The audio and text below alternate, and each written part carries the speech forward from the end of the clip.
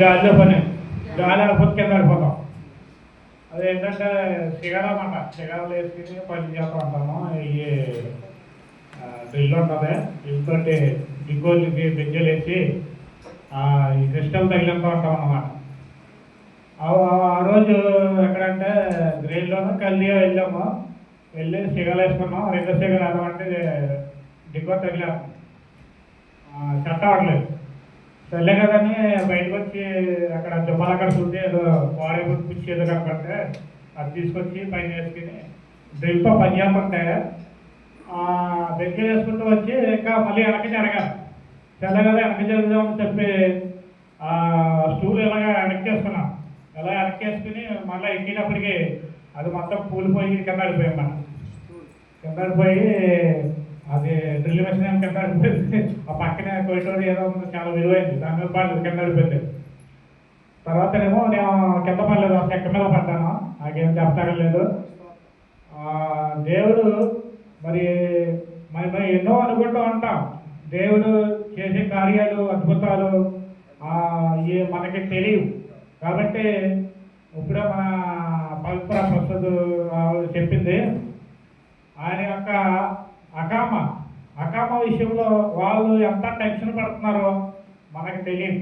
కాబట్టి ఆ పడ్డ టెన్షన్లో మరి నేను ఎలా ఉన్నానో ఆ టెన్షన్ ఆ టైంలో ఎలా ఉంటుంది అన్నది మన వాళ్ళకి వస్తుంది కానీ తెలియదు. కాబట్టి ఎప్పుడు ఎలా ఉంటామో ఎప్పుడు ఏం జరుగుతుందో తెలియదు.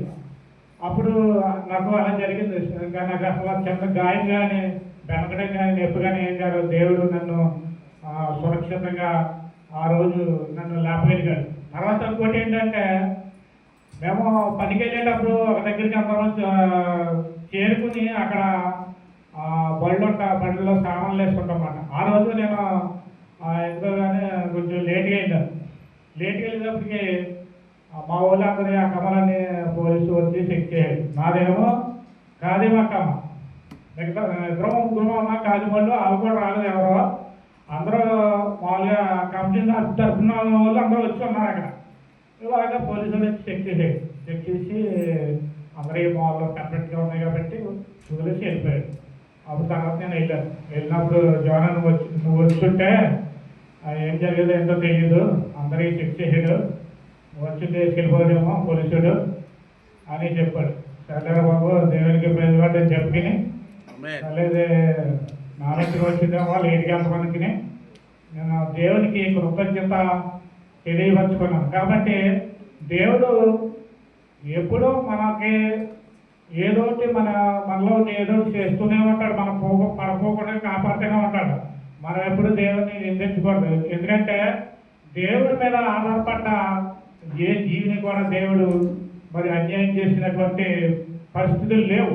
కాబట్టి నీటితో ప్రార్థన చేస్తే దేవుడు మనకి మేలే చేస్తాడు కానీ కీడే చేయడు. కాబట్టి చిన్న సాక్షులు దేవుడు దీవించి ఆశీర్వదించడు గాక.